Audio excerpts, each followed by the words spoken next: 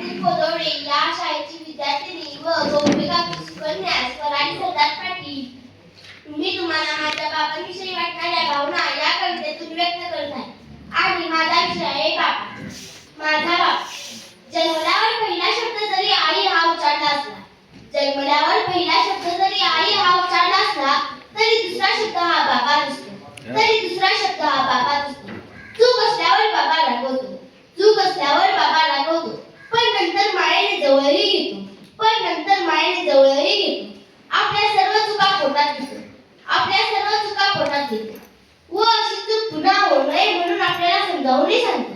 अशी चूक पुन्हा होऊ नये म्हणून आपल्याला समजावूनही सांगतो. आपल्याला एखाद्या वस्तूची गरज भासल्यावर बाबा एका पायावर आणून देतो.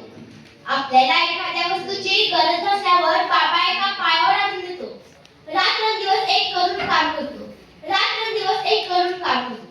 स्वतः उपाशी राहून आपल्या गरजा भागवतो, स्वतः उपाशी राहून आपल्या गरजा भागवतो. असा बाबा प्रत्येकाच्या आयुष्यात असतो, असा बाबा प्रत्येकाच्या आयुष्यात असतो.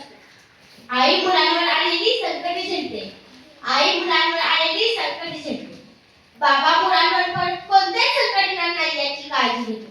बाबा मुलांवर परत कोणतेच संकट येणार नाही याची काळजी घेतो. आपल्या हौसा पूर्ण करण्यासाठी बाबा असणे आवश्यक आहे. आपल्या हौसा पूर्ण करण्यासाठी बाबा असणे आवश्यक आहे. मग तो मानलेला का होईना, मात्र प्रत्येकाच्या आयुष्यात हा बाबा असावा. मग तो मानलेला का होईना